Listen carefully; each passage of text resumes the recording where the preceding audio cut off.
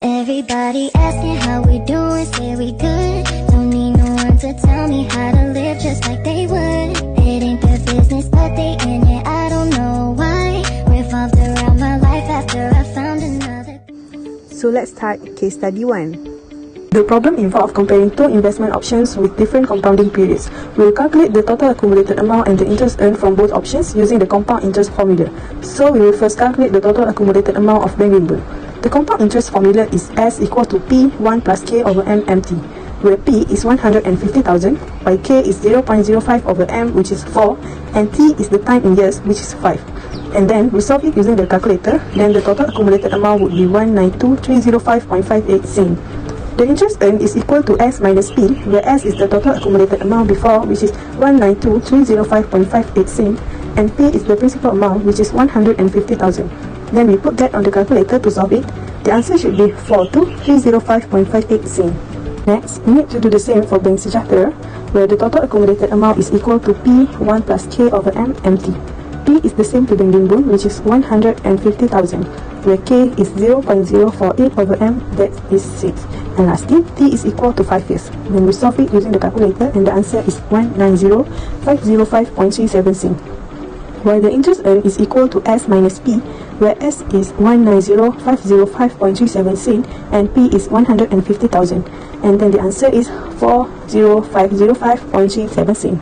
So the decision for this answer is Bank Rimbun. It is because Bank Rimbun offers higher interest compared to Bank Sejahtera. Therefore, Bank Rimbun is the better choice for investment as it provides more return on the principal amount. Okay, for C1, the bank's interest rate decreased to 4.5% and compounded quarterly after 3.5 years. So, we need to calculate the total amount at the end of 5 years using this new rate, which is 4.5%. Here, we have two ways of calculation. So, the first calculation, we need to use compounded interest formula, which is S equal P 1 plus K over M MT.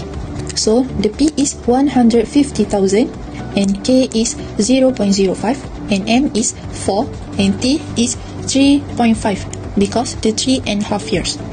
So, the total is 178,493.21 Sen. For the second calculation, we use the same formula, but the P is 178,493.21 Sen and the K is 0.045 and M is 4 and last T is 1.5 years. So, the total amount at the end of 5 years using the new rate is 190,885.49 cents. For the last question from case study 1, C2, find the total interest earned over the entire 5-year period. Hence, state whether you still want to choose this bank for your investment and explain why. First of all, the formula that I use is I equal S minus P. I is the interest earned, S is the total amount after the investment period, P is the principal amount. Interest equal 190,885.49 minus 150,000, and the answer is 40885.49 ringgit. Lastly, I will still choose Bank Rimbun for my investment because their interest is still higher. Now let's move to case study number 2. Study case 2A. We need to find the monthly amount that Zahra can retrieve from the first option. Then, we need to compare the monthly amount between first option and second option. So, for this part, we have two calculations.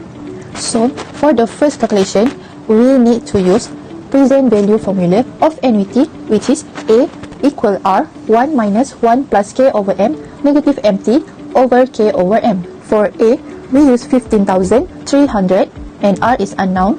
For K, we use interest rate that from first option, which is 0.0375 and M is 12 and last T is 2 years. And the total of monthly amount is 662 The second calculation is we need to compare the monthly amount between first option and second option, which is 662.70 cent minus 400. So we got 262.70 cent. So in my opinion, the first option is better because the monthly amount is highest than the second option. So for this question, the answer is 15% times 2,500 equal to 375 ringgit. After that, 2,500 minus 375 equal to 2,125 ringgit. After that, she has to use present value formula because she want to know the amount that she has to pay. The answer is 92 ringgit and 28 cent. Last but not least, she has to count the interest, the total interest that she has to pay, which is the answer is 89 ringgit and 72 cent. So for this question, we use the present value formula of annuity, which is A equal to R, 1 minus 1 plus K over M negative MT. So R is 92.28, while K is 0.04 over M, that compounded monthly, which is 12, while T is equal to 0.5. So we solve it using the calculator, and the answer would be 547.28 cent. Next question is C2. Find the total interest paid. First of all, we have to search 24 months that she has to pay.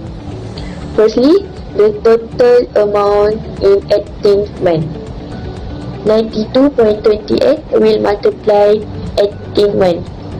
Why 92.28? Because 92.28 is 1 month that she has paid, and the answer of 18 months is 1661.04, and for the amount for 6 months is 547.28, and we have to plus total amount 18 months and total amount 6 months, 1661.04 plus 547.28, and the answer is 2208.32.